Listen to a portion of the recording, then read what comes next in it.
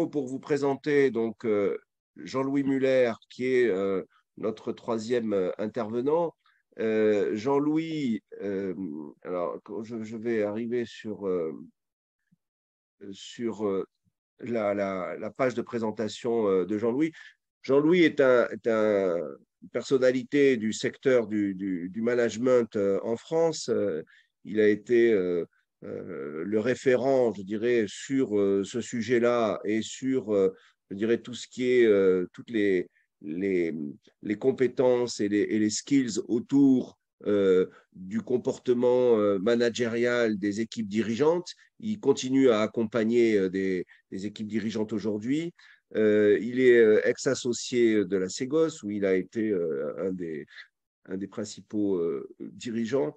Je vous laisse écouter Jean-Louis, qui va donc nous illustrer le sujet de la gestion des crises.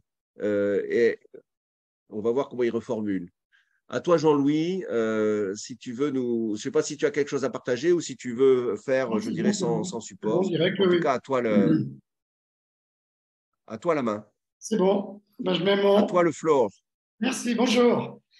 Donc, cinq points à développer ce matin. Le premier, c'est assurer le présent pour assurer l'avenir. Le deuxième, c'est assurer la posture d'un sujet supposé savoir, donc les dirigeants d'entreprise. Le troisième, c'est faire preuve de lucidité et de courage. Le quatrième, c'est être agile in situ. Et puis le cinquième, c'est se servir de l'expérience sans répliquer les solutions du passé, c'est assez compliqué. Donc venons au premier point. Et ça, je le dois à mon ex-président chez Ségos, parce que moi, j'ai les qualités de mes défauts, et en particulier, ma qualité, c'est d'être très orienté sur le futur, mais mon défaut, du coup, c'est de ne pas être très orienté sur le présent. Et alors que je développais un certain nombre d'idées sur les stratégies possibles du groupe Ségos dans l'avenir, mon président m'avait dit « Jean-Louis, je t'apprécie beaucoup, je trouve que tes solutions sont tout à fait intéressantes. Ceci étant dit, je te rappelle que pour vivre dans 10 ans, il faut être capable de respirer dès maintenant. » Et ça, c'est vraiment le point de base du management dans les situations de changement, d'imprévu et de turbulence, c'est qu'en fin de compte, eh bien, il faut que j'assure le présent. Et il est clair que le premier rôle d'un dirigeant, c'est d'assurer le présent et en particulier les performances. Donc, comment je fais obtenir par mes équipes les meilleurs résultats économiques, sociaux et environnementaux au moindre coût. Et donc, le maintien de la performance et le travail que je fais sur la performance aujourd'hui, quelque part, c'est la première pierre pour construire un avenir. Voilà, plutôt que de rester dans le futur, etc. Voilà, donc j'ai appris cette leçon et j'avoue humblement que maintenant je suis d'accord avec ça. Alors, pour cela, on a, pour le futur, en fin de compte, il y a deux points. Il y a ce qu'on appelle les extrapolations. Donc, effectivement, quand j'entends mes deux collègues avant moi, ils font d'excellentes extrapolations. C'est-à-dire qu'en fin de compte, on regarde un peu, on écoute les bruits lointains les bruits lointains, donc les choses qui sont assez loin de nous, on les écoute et il faut savoir que probablement ces bruits lointains seront les bruits de demain. Et donc, on peut extrapoler. Et pour cela, il y a intérêt à mettre en place dans les entreprises, quelles qu'elles soient, ça peut être du petit commerçant jusqu'au grand PDG de multinationales, de l'intelligence économique, et en particulier mettre en place un système de veille. Alors, les veilles les plus soutenues en ce moment sont les veilles technologiques. Donc, ça vaut le coup de savoir quelles sont les technologies qui sont en train d'évoluer. Par exemple, nous sommes à l'heure actuelle dans une révolution génomique, c'est-à-dire que la troisième révolution médicale, ça va être les traitements par génome. Donc, si je ne suis pas au courant de ça, quelque part, je ne vais pas comprendre ce qui se passe. Vous avez les veilles commerciales. Quelles sont les nouvelles attitudes des clients? Qu'est-ce qu'ils attendent de mes produits, de mes services, etc.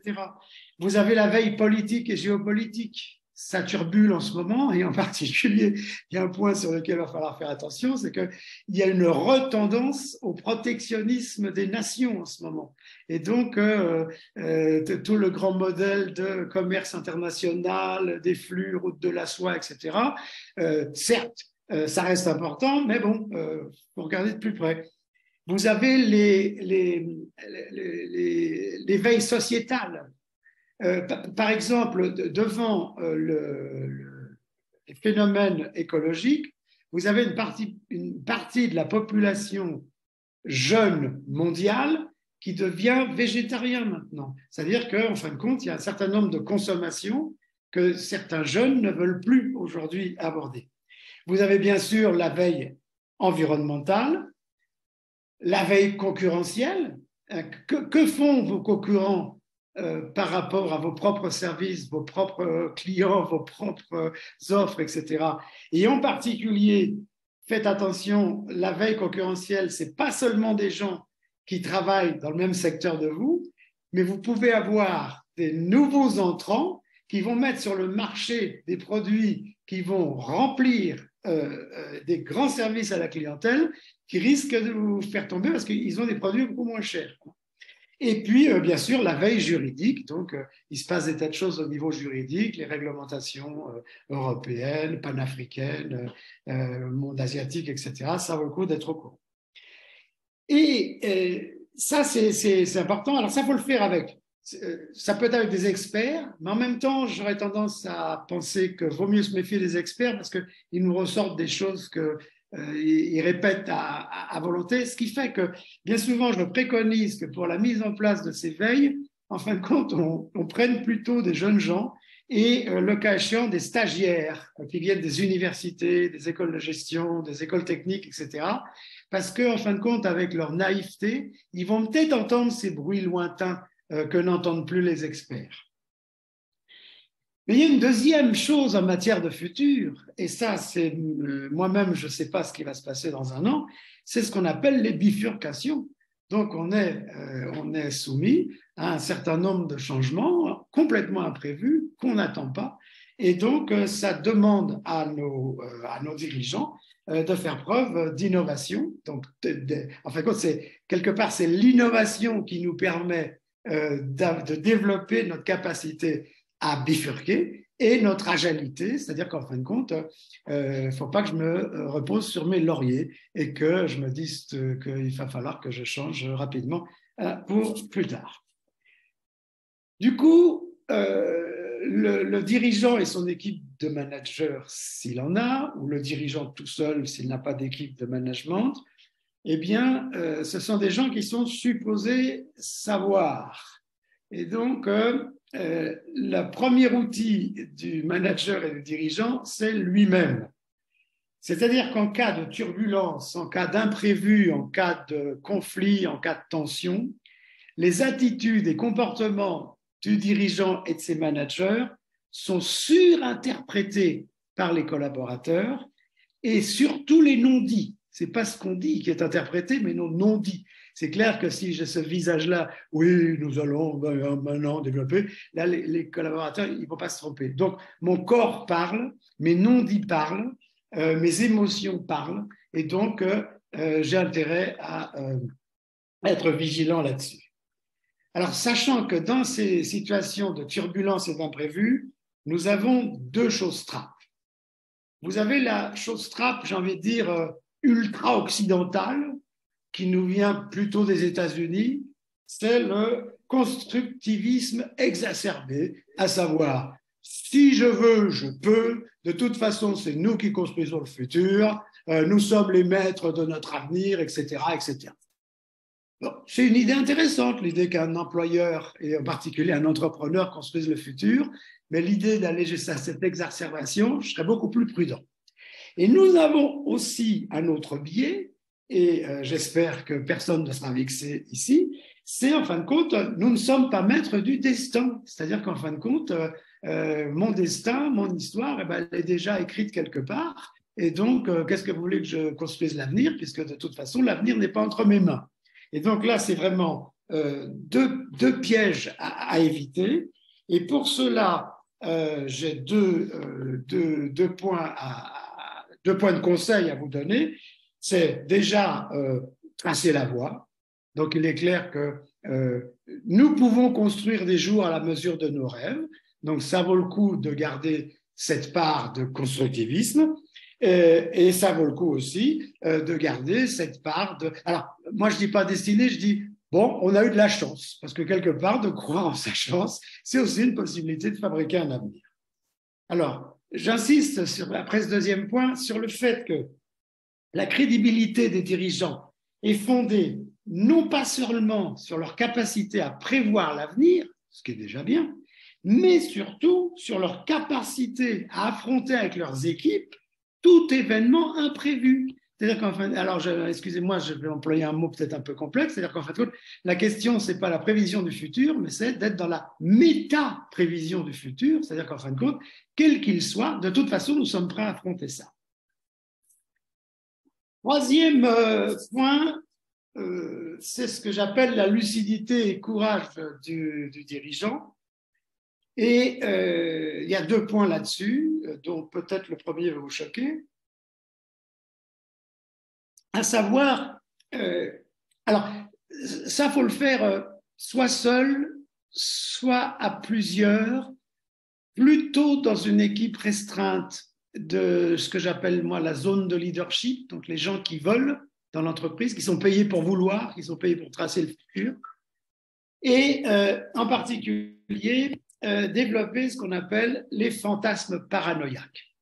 Alors, dans mon jargon, paranoïaque, ça veut dire un aiguisement de la réalité. Ça ne veut pas dire que je suis fou, ça veut dire qu'une parano, ça aiguise un peu mon aiguisement. Et donc, ça vaut le coup de se poser deux questions. Alors, une première grande question, c'est qu'est-ce qui pourrait nous arriver de pire, compte tenu de tout ce qu'on entend sur l'avenir, sur les turbulences, sur les crises, etc., dans le cas échéant, compte tenu aussi de nos forces et nos faiblesses. Et par rapport à ça, que faire pour que cela n'arrive pas? Qu'est-ce qu'on peut faire ensemble pour que cela n'arrive pas? Et aussi, que ferions-nous si cela nous arrivait? Alors, attention, vos collaborateurs, ils ont confiance en vous parce qu'effectivement, vous envisagez ces scénarios du pire. Mais en même temps, si dans votre attitude et comportement, vous êtes trop dans le pire, du coup, vous allez faire peur. C'est ce qui se passe en ce moment dans les situations de crise d'énergie à l'heure actuelle dans certains pays. Et alors, une deuxième question à se poser, soit seul, soit collectivement, plus jamais ça. Alors, qu'est-ce que ça veut dire, ça? C'est-à-dire, quelles sont les pratiques actuelles que nous avons et que nous ne voulons plus? Par exemple, je sais pas moi, trop de bureaucratie, trop de gens qui ne disent rien parce qu'ils ne veulent pas rentrer en conflit, etc. Et comment on s'y prend pour qu'il n'y ait plus jamais ça dans notre entreprise? Quatrième point, c'est ce que j'appelle l'agilité in situ. Et donc, au risque d'être dogmatique, une règle d'or, c'est qu'un dirigeant ne sait pas ce que c'est qu'une contrainte.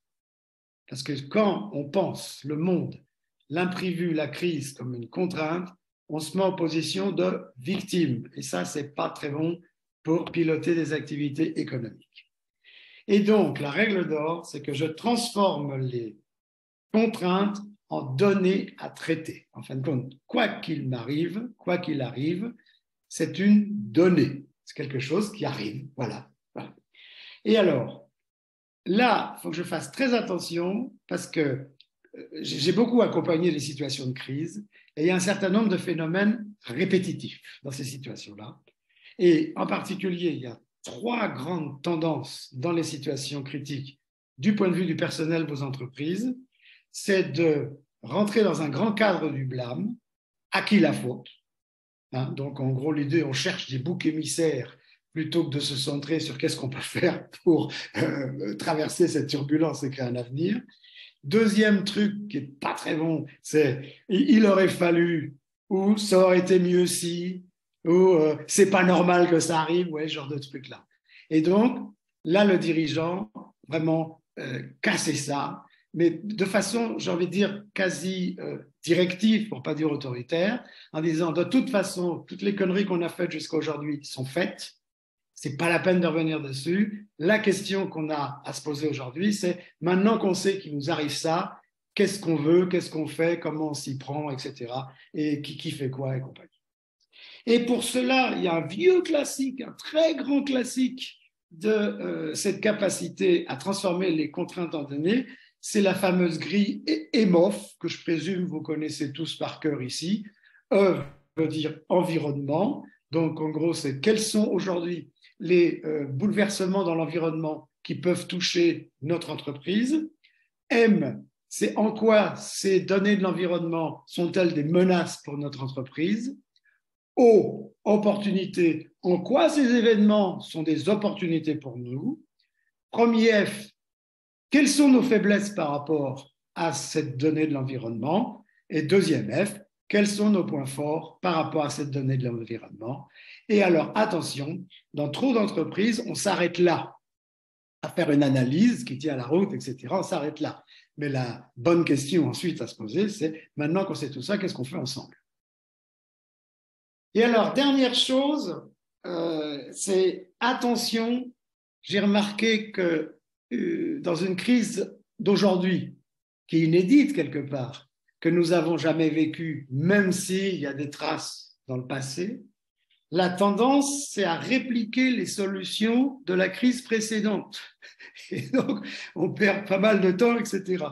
Et donc, j'ai envie de dire, pour conclure, que l'expérience, c'est la capacité à répéter les mêmes erreurs plus rapidement. Je vous remercie pour votre attention et j'espère qu'il y aura des questions. En fait, j'ai un cas à te soumettre. Euh, on a ce soir, comme tu le sais, une échéance à la Coupe du monde de football, France contre le Maroc. On a vu des gens en fait réagir de manière très différente, en fait, qu'ils soient ici ou au Maroc, notamment à cette demi-finale, avec des réactions très, très positives au Maroc, avec un pays qui est en liesse et qui soutient son équipe. Et d'ailleurs, ça dépasse les frontières, puisque toute l'Afrique est derrière le Maroc, clairement, ce soir.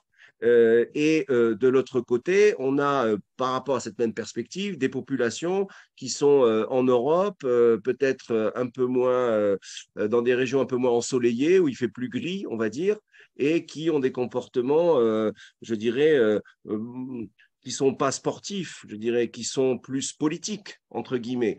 Donc, est-ce qu'on peut réconcilier, je dirais, ces deux perspectives? On a d'un côté des valeurs sportives et c'est parce qu'on a travaillé et bien fait son travail qu'on gagne des matchs et qu'on est... et de l'autre côté, on est... si on gagne, c'est parce que c'est nos valeurs qui nous ont permis de gagner et c'est ce à quoi, c'est pas ce qu'on a fait en préparation sportive et en gestion d'équipe, mais c'est parce que nous croyons à notre système de valeurs qui fait que nous sommes en position de gagner. Je ne sais pas si je suis clair dans comment je pose le problème, mais comment on peut réconcilier ça? Et est-ce que ce que tu disais tout à l'heure, à la fois être un peu des deux, être, bah oui, mais aussi croire avoir la foi en ce qu'on est, et en même temps aussi se dire que il faut se fixer un objectif et travailler pour ça. Et est-ce que comment on réconcilie les deux sur une situation comme celle-là? Et ça va intéresser tout le monde, là, nos amis africains aussi, je pense, ta réponse. Je rigole parce que je suis pas. Alors, c'est une bonne illustration cette question-là parce que là, on n'est plus dans l'extrapolation, on est dans l'imprévu total puisque je ne m'attendais pas du tout à un thème de ce type-là. D'autant plus que le football, c'est pas vraiment mon truc. Alors, quand même, plusieurs choses. J'ai suivi le MOOC à Sciences Po sur la géopolitique. Il semblerait que le sport est un instrument géopolitique et que dans certains cas, c'est même une euphémisation de la guerre. Et d'ailleurs, ce qui est intéressant, c'est de voir que l'Iran rencontre les États-Unis en football, etc. Voilà, donc, je pense que ça vaut le coup de le savoir.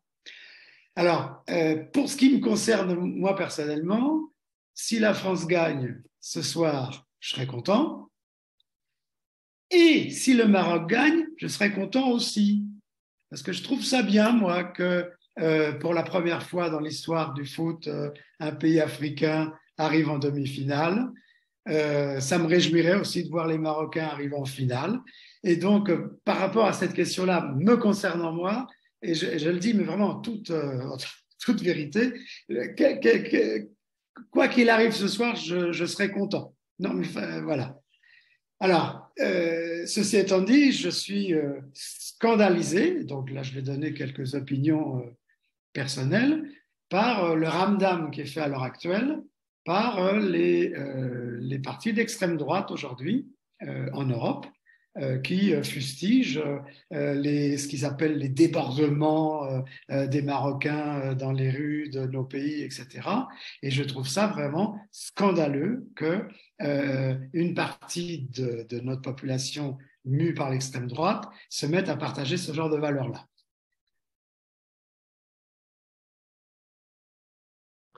Alors, Ceci étant dit, on peut faire l'hypothèse que dans la situation géopolitique actuelle,